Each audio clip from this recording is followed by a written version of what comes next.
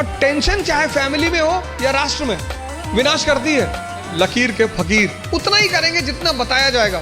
Change is the law of nature. Sachin Tendulkar को replace किया विराट कोहली ने, अब विराट कोहली को भी कोई रिप्लेस करेगा। कहावत है हिंदी में, लकीर के फकीर। मतलब उनको एक ट्रैक पे रख दो, वो उस ट्रैक से कभी हटेंगे ही नहीं। उतना ही करेंगे जितना बताया जाएगा, उतना ही बोलेंगे जितना कहा जाएगा। जो जिंदा दिमाग है, जिंदा, वो अपने समय को, जैसे अगर आप आईएएस मेंस का पेपर देखें तो 1970s के जो क्वेश्चन थे वो अलग थे, 1990s के क्वेश्चन अलग हो गए, फिर 2000 के बाद क्वेश्चन बिल्कुल अलग हो गए, और आज तो जो मेंस का पैटर्न है क्वेश्चन पूछने का वो तो एकदम पलट चुका है। अमेरिका का एक विद्वान था थॉमस जेफरसन, उसने कहा किसी भी संविधान को सिर्फ 19 साल चलना चाहिए। थॉमस जेफरसन, जब अमेरिका में संविधान लिखा जाने लगा तो उसने कहा किसी भी संविधान को सिर्फ 19 साल बस, क्योंकि 19 साल बाद बहुत सी चीजें बदल चुकी होंगी। तो जब चीजें बदल जाएंगी तो फिर संविधान लिखा जाएगा बदली हुई परिस्थिति के हिसाब से। गावस्कर किसी जमाने में क्रिकेट के सुपरस्टार थे, गावस्कर को रिप्लेस किया सचिन तेंदुलकर ने, सचिन तेंदुलकर को रिप्लेस किया विराट कोहली ने, अब विराट कोहली को भी कोई रिप्लेस करेगा। समय की जो सबसे बड़ी चीज है वो है चेंज। तुम्हारी जो परिस्थिति है, तुम्हारा जो समय है, उसको देखना, उस पर गौर करना बहुत जरूरी है। अगर तुम अपने समय को नहीं, उस परिस्थिति को नहीं पहचानते। एक बार एक इंस्पेक्टर एक पाउल्ट्री फार्म में गया, पाउल्ट्री फार्म, फूड इंस्पेक्टर था, तो पाउल्ट्री फार्म के इंस्पेक्शन पे निकला था। तो एक पाउल्ट्री फार्म में गया तो उस पाउल्ट्री फार्म के मालिक से पूछा कि मुर्गियों को क्या खिलाते हो? कहा साहब बाजरा खिलाते हैं। कहा इतनी गर्मी में बाजरा खिलाते हो, बंद करो इसको। पहले मुर्गी फार्म का मालिक को बंद कर दिया उठा।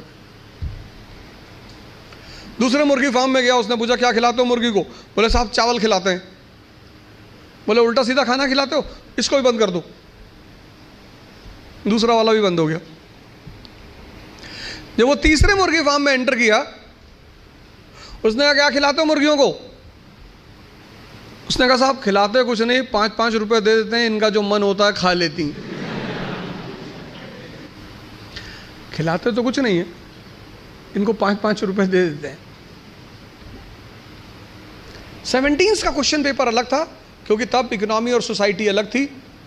80s का क्वेश्चन पेपर अलग था क्योंकि तब इकोनॉमी और सोसाइटी अलग थी।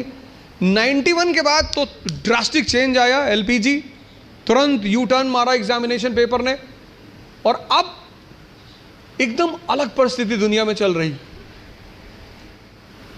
तो अशोक को, जैसे आज हिंदू मुस्लिम ईसाई के बीच तनाव है, ऐसे अशोक को बुद्ध ब्राह्मण और जैनों के बीच तनाव का सामना करना पड़ा। और टेंशन चाहे फैमिली में हो या राष्ट्र में, विनाश करती है। जो तुम आज सिचुएशन देख रहे हो, ये सिचुएशन अशोक के सामने भी थी। तभी तो हम उसे द ग्रेट कहते हैं, जिसको समझ में आ रहा हो। और फिर वो धम्म की नीति का प्रतिपादन, पॉलिसी ऑफ धम्म, और उस पॉलिसी ऑफ धम्म में वो कहता है सार वृद्धि, कि प्रत्येक व्यक्ति को हर धर्म के बेसिक सिद्धांत को समझना चाहिए। और किसी भी धर्म का बेसिक सिद्धांत, वो चाहे इस्लाम हो, चाहे हिंदुइज्म हो, चाहे क्रिश्चियनिटी हो, बेसिक सिद्धांत किसी भी धर्म में कोई अंतर नहीं है। बेसिक सिद्धांत इस्लाम, क्रिश्चियनिटी, इसी में तो दारा शिकोह ने किताब लिखी थी, Majmul Bahrain, the meeting of two oceans, Islam and Hinduism. वो जो अशोक के समय परिस्थिति थी, बुद्धिस्ट ब्राह्मण और जैनों के बीच तनाव, वही परिस्थिति मेडिवल इंडिया में अकबर के सामने थी। हिंदू, मुसलमान, और फिर उनके विभिन्न डिफरेंट सेक्ट्स, संप्रदाय, शिया, सुन्नी, शैवाइट, वैष्णवाइट, तो उसने भी फिर कहा कि नहीं नहीं, इस तनाव को कम करना है तो तौहीद इलाही, तौहीद इलाही। अब जब तुम मेंस में आंसर लिखते हो तो तुम्हें ये कंपैरिजन दिखाना पड़ेगा।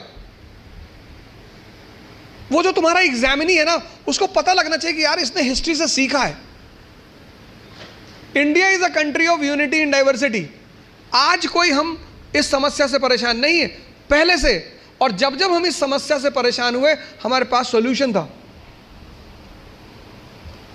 परिस्थिति, अपनी प्रेजेंट परिस्थिति को समझना।